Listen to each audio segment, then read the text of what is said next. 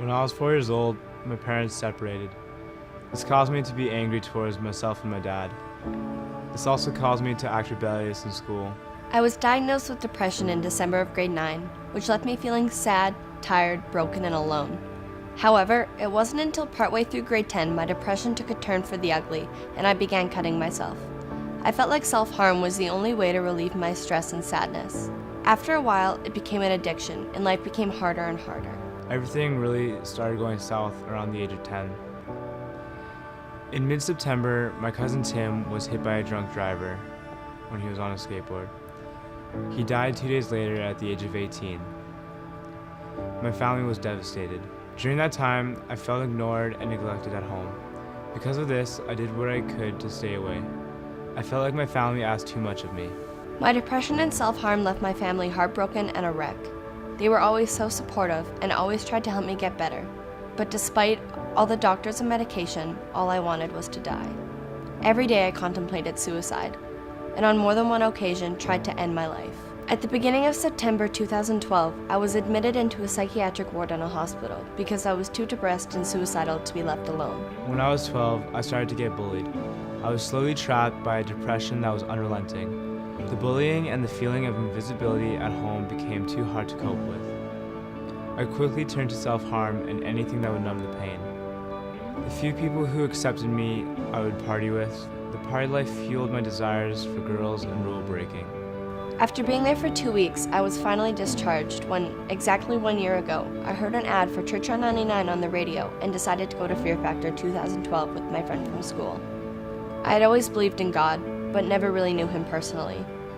I assumed Rizn would be just as lame as my idea of church was. I was wrong. Right around the beginning of March, a friend from school invited me to Rizn, and I said yes. As I began to experience worship, I was shocked to see all these kids my age who were worshiping this random guy in the sky who they couldn't even see. I came a few more times and didn't really experience anything. I was still constantly dealing with my depression. One night, Jose was speaking during the Bold series. I remember him saying, "Do your best and God will do the rest." Jose spoke about depression and bullying that night. It was so impacting to what I was going through that I broke down crying. However, the majority of what I felt was anger towards my friend because of how much Jose's message related to my personal life. I then remember Jose saying, "With God, you don't have to hide who you are and pretend to be something you're not." When he said that, I felt as though I could breathe again. He continued by talking about dreaming big, and that greatly inspired me. After that message, I finally felt relieved, and I met many people. I began making more friends than I ever had before. I then started going to Rizn and church consistently. My tears stopped, and I felt an overwhelming sense of peace. That was the moment I gave my life to God and decided to live for Him.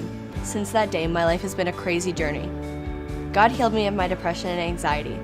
He took away the hurt from my life. The following summer, I broke my ankle. It was upsetting knowing that my whole summer was gone. But when Rizn camp came around, my life was rocked. Near the end of the week, my friend Micah prayed over me for healing on my ankle. Right there on the spot, my ankle was no longer broken.